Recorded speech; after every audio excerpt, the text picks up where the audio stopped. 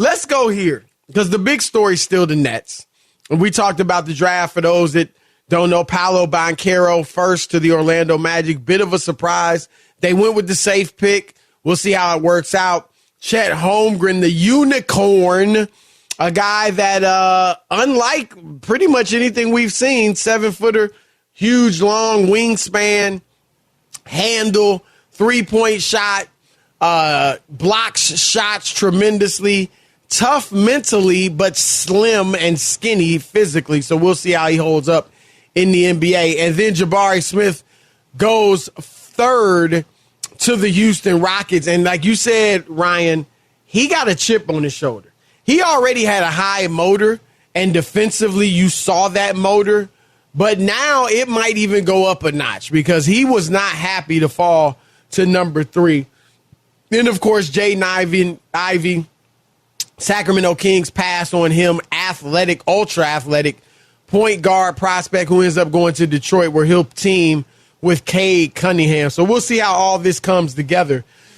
But even so, with all the draft news, the big story is still Kyrie Irving and the Brooklyn Nets and what is going to happen there. And the ancillary story is Kevin Durant. It's hard to say that's ancillary, but that's kind of looming in the background. Let me ask you this, Ryan Hollins. Let me paint the picture and then ask you this question. You're one of the best players in the world. Okay.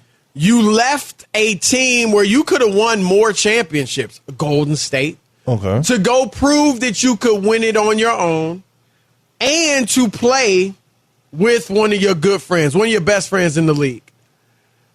And you ride with your man. So even though he hasn't been available, even though he didn't get vaccinated, even though he cost you James Harden, even though, you still riding with him. And the Nets want to take a stand, a worthy stand, I think the right stand. And they don't want to give him the full max. That's your boy. So what do you do? Now the team's not, even though they still could be good with him and Ben Simmons, they're not going to win the East with that. What do you do if you're Kevin Durant and you're in his shoes? What would you do in this situation? Because a lot of people saying he's going to demand or request a trade. I get Kyrie on the phone. I tap in with Ben Simmons. And I get these guys focused.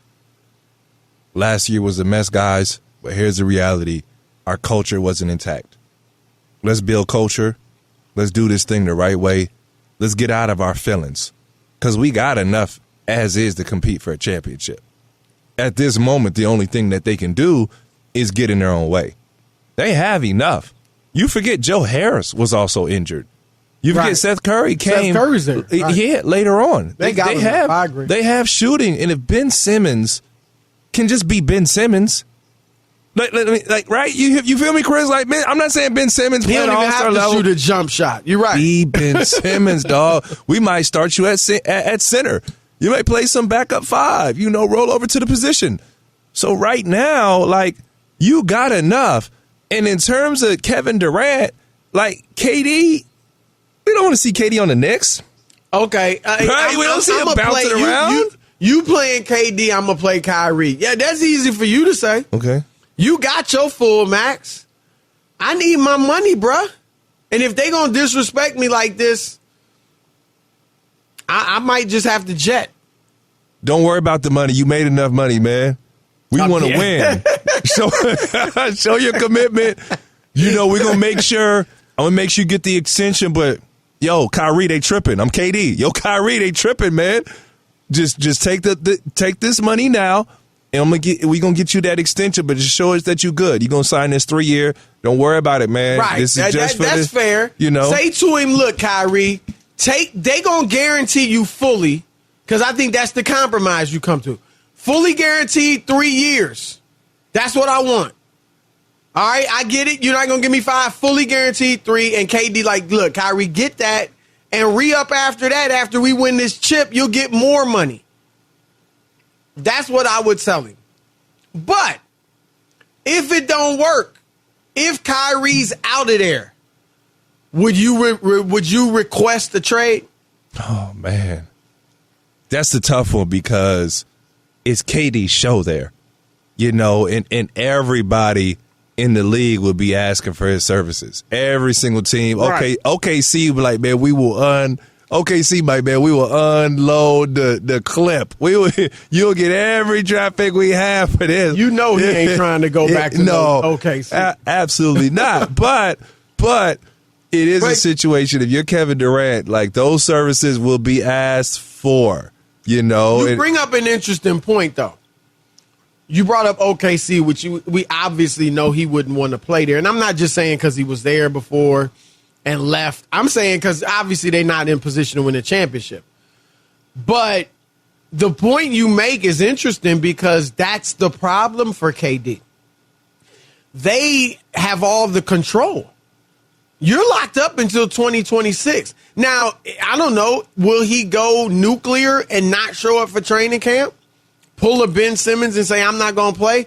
Ryan, the league going to get tired of this stuff. The players are really going to get hammered in the next collective bargaining. It's in the summer of 2023, I believe. Or 2024, maybe. But it's coming up. Well, and if they keep doing stuff like this, when you got 3-4 years left on your deal, the owners are going to really hammer them in the next agreement. So, but to the point I was trying to make, KD can't control where he's going to go because he's got 4 years left on his deal. Most times when a guy wants to trade, he can control where he's going to go because he'll be like, well, okay, I got a year left on my deal. If you give everything up for me, I'm leaving. I'm not staying playing for you for more than next year. Once my contract's over, I'm out of there. And teams won't give up a lot for him and won't trade for him. In this case, if I trade for Kevin Durant, I know I have him for the next 4 years. Now, again, he can throw hissy fit after hissy fit after hissy fit if he wants, wherever he gets traded to he doesn't like. But he's about to be 34 years old. Now, let me throw this to you, Chris. History major, right? That's what I was at UCLA. Let me turn back the hands of time. The Nets were in a situation where they made the move with the Celtics that allowed the Celtics to acquire Jaylen Brown, Tatum, all those boys, Smart, where they handed over all the draft picks, the keys to the car to acquire their big three that they had with Darren Williams, and it didn't work out. Do you think the Nets, you spoke earlier, you said something real key. You said the Lakers go and just acquire talent. They get the best names possible, and then they throw it together and they try to win. Right. Do you think there's an element where the Nets are drinking that same Kool-Aid, or they may just go and blow this thing all the way up? Let's fight again another day. Well, look, that's where, even if Kevin Durant says, because you can get it for KD, right? You can that's my say point. Best deal available, right? Obviously, I want to keep KD, but if I have to trade him, I do know I'm going to get some great offers. I agree with you. I'm going to be set up to be really good going forward. To your point, just like Boston when they got all those picks from the Nets. So I'm with you there. That's why, if I'm the Nets, I'm holding firm. No, I don't want to lose KD. But if I have to trade him, I'm going to get a gold mine for him. I'm going to get a king's ransom for Kevin Durant, right? Yes. And so I hear you on that. Here's what I would do if I was Durant. Let's say it doesn't work out and Kyrie either walks away to the Lakers for less money or he's traded, sign and trade. Either way, if I'm Kevin Durant, I'm playing out this season with the Nets. And obviously, you hope that it's a sign and trade and you get some pretty decent players for Kyrie. But play it out. If it doesn't work out, if you go out in the first round, you say to the Nets, be a good soldier, be a leader. And then after this season, you go to the Nets and say, look, I want to win a championship. Can y'all trade me somewhere where I got a chance to win a championship? And the Nets will be at a place, I believe, where they would be like, you know what? Well, first, I would say this. Let us see if we can make some if we can make some moves, KD, that get us to that level. Are you good with that? He'd probably be like, yeah. And he'd be like, all right, if we can let us try that first. If we can't, we will trade you to a place you want to go.